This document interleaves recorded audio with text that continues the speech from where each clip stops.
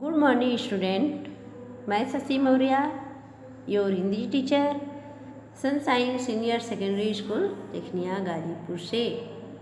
आज मैं इस वीडियो में आपको कक्षा 9 के हिंदी कृतिका के अंतर्गत मेरे संग की औरतें मृदुला गर्ग द्वारा रचित पाठ का शेष अंश पढ़ाने जा रही हूँ, जिसे आप ध्यानपूर्वक सुनेंगे और समझने का प्रयास करेंगे। चलिए तो उसका शेष अंश हम शुरू करते हैं, जो कि आप ध्यानपूर्वक सुनेंगे और समझने का प्रयास करेंगे। चलिए, खैर मैं अपनी नहीं उन अदेवियों की बात कहना चाहती हूँ जो परदादी की मन्नत के नतीजन धरती पर आई और लेखक नहीं बनी। जो बने उन्हें सांस लेने की ज़रूरत कुछ ज़्यादा हो, समझ में आता है। जैसा मेरे पिताजी ने एक बार मंजुल से कहा था, कोई दम नहीं घुटता, सांस लेने की ज़रूरत ही ज़्यादा है। अब देखिए, यहाँ लेखिका कहती है कि मैं अपने बारे में नहीं बल्कि उन बहनों के बारे में बताना चाहती हूँ जो परदादी की मन्नत के नतीजन पैदा हुई थी और वह लेखक नहीं बन सकी, और जो लेखक बनी उन्हें सांस लेने की फुर्सत ही नहीं मिलता। तो एक बार पिताजी ने मंजुल से, हमारी बहन मंजुल से कहा कि तुम लोग जो लेखन का कार्य करती हो इसमें तुम लोग का दम नहीं घुटता, अर्थात लिखते लिखते तुम लोग परेशान नहीं होती। अब देखिए,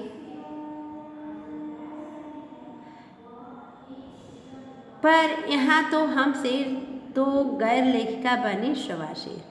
चौथी नंबर वाली रेणु का आलम यह था कि गर्मी की दोपहरी में स्कूल से वापसी पर जब गाड़ी उसे और उससे छोटी बहन अचला को बस अड्डे से लेने जाती तो रेणु उसमें बैठने से इनकार कर देती। उसका कहना था कि यूँ थोड़ा सा रास्ता गाड़ी में बैठकर तय करना सामन शाही का प्रतीक था, जो शायद था, पर साथ ही पिताजी के अतिरिक्त लाड का भी। अब देखिए, अब यहाँ लेखिका कहती हैं कि लेखन के कार्य में मैं सवा तो मेरी बहनें शवाशेर थी, और चौथे नंबर पर जो हमारी बहन थी जिसका नाम रेणु था, उसका तो हालत यह था कि गर्मी के दोपहर में स्कूल से वापसी आने के लिए जब गाड़ी उससे लेने के लिए जाता तो गाड़ी में बैठने से इनकार कर देती, और उसका कहना यह था कि थोड़ा सा रास्ता चलने के लिए हम गाड़ी में बैठकर तय करते हैं, तो ये सामन शाही का प्रतीक है, जो शायद हमारे घर में बहुत पहले से बना आ रहा है। पर उसके साथ ही वो पिताजी की लाडली यानी सबसे प्यारी बेटी थी, और रसोइयों को खाना खिलाकर जल्दी फारिग मतलब निश्चिंत होना करने की लाचारी का भी। माँ तो सब चीज़ों से उदासीन रहती, पर पिता काफ़ी कूदते भूलते जब देखते कि अचला गाड़ी में बैठी चली आ रही है और रेणु पीछे पसीने से तरबर खरामा। अब यहाँ पर लेखिका कहती हैं कि वो पिताजी के सबसे लाडले होने के कारण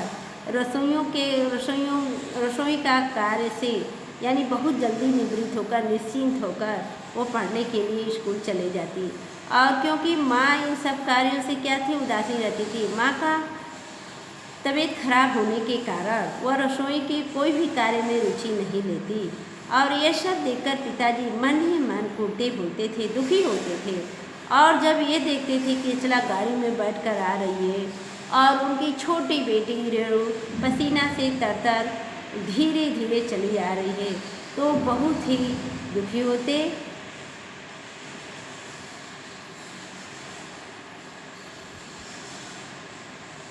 बचपन में एक बार चुनौती दिए जाने पर उसने जनरल थिमैया को पत्र लिखकर उसका चित्र मंगवा लिया, जो एक मोटरसाइकिल सवार जवान आकर उसके हाथ में दे दिया था।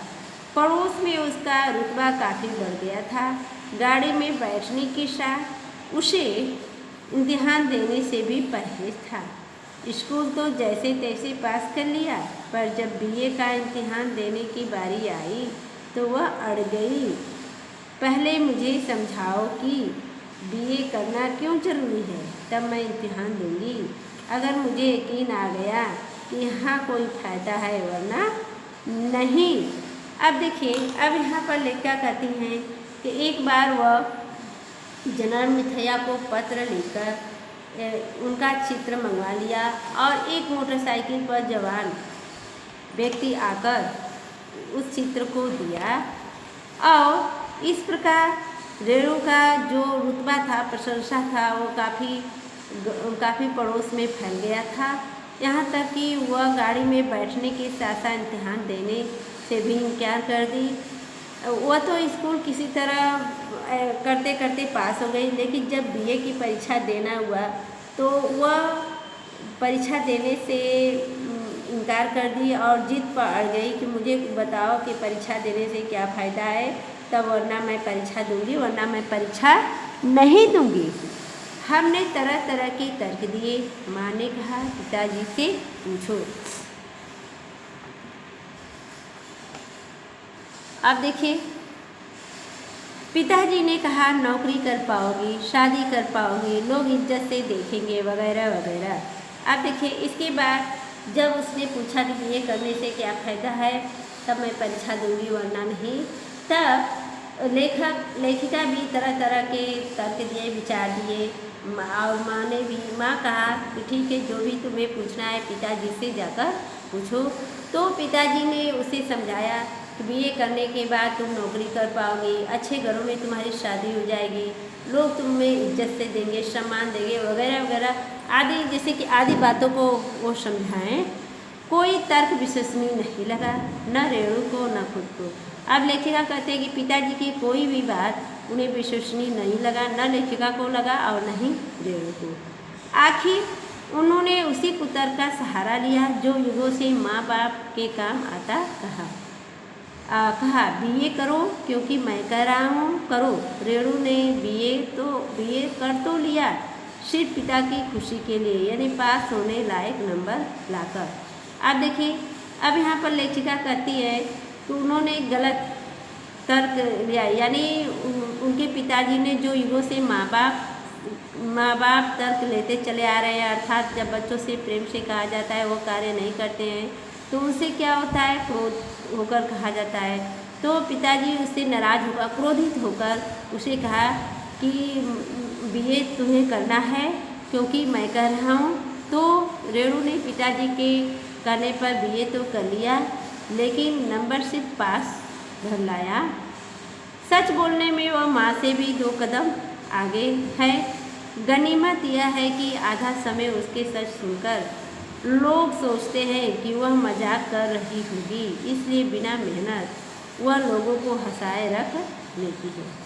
आज भी उसे कोई इत्र भेंट करता है तो वह कहती है कि नहीं चाहिए, मैं तो नहाती हूँ। अब देखिए, अब यहाँ पर लेखिका कह रही हैं कि वह सच बोलने में तो माँ से भी बहुत आगे थी, और जब वो सच बोलती थी तो लोगों को लगता था कि मजाक वो कर रही है, इसलिए बिना मेहनत के बल से ही वो लोगों को हंसाए रख लेती थी। और आज भी अगर उसे कोई भेंट उपहार के स्वरूप इत्र देता है तो वह उसे नहीं लेती है और कहती है मैं तो नहाती हूँ। ठीक, अब आगे आइए। तीसरे नंबर पर चित्रा वह कॉलेज पढ़ने तो जाती थी,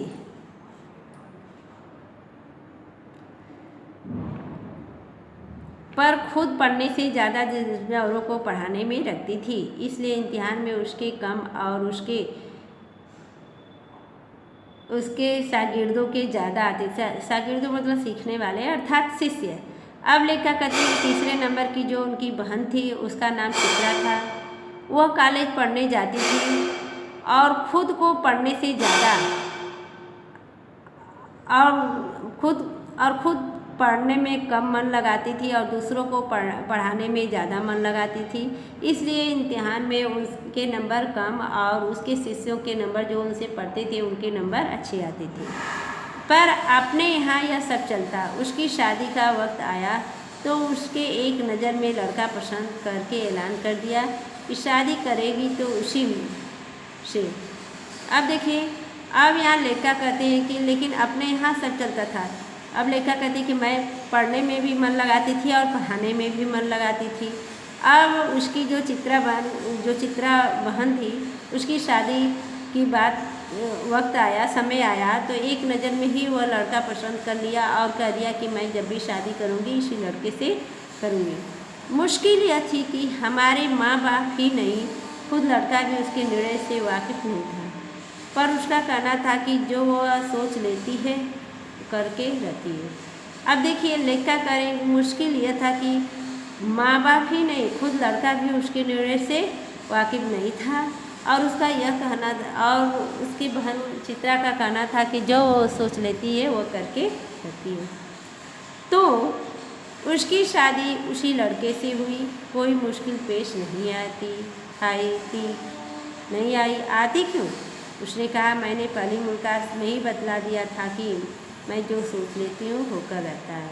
तो उसने बात आगे खींची ही नहीं, पहली मुलाकात में हथियार डाल दिया। अब यहाँ कर रही है लेखिका को उसकी शादी में कोई भी मुश्किलें नहीं आई, क्योंकि वह जो सोच लेती थी वह कर लेती थी और पहले मुलाकात में ही उसने हथियार डाल, यानी पूरी तरह से शादी करने के लिए वह तैयार हो गई। ठीक, तो बेटा मैं उम्मीद करती हूँ कि आपको समझ में आ गए होंगे। फिर आपसे हम नेक्स्ट वीडियो में मिलेंगे, तब तक के लिए धन्यवाद।